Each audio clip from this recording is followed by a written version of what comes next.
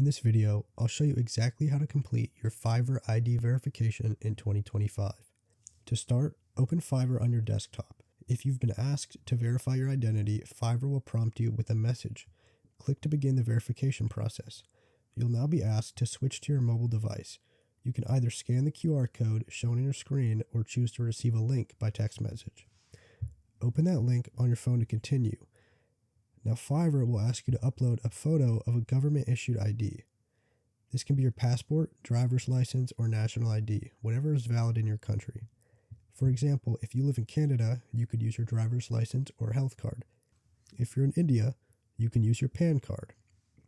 Just make sure the ID is clear, official, and unexpired.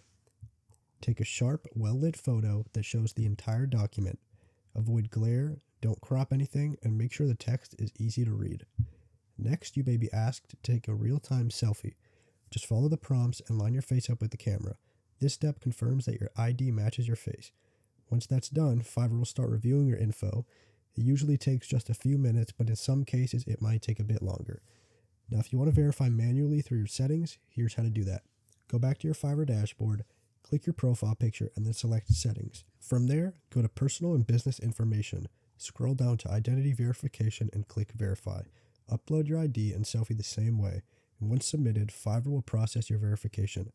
And that's it. That's exactly how you complete your Fiverr ID verification in 2025. You're now verified and ready to go.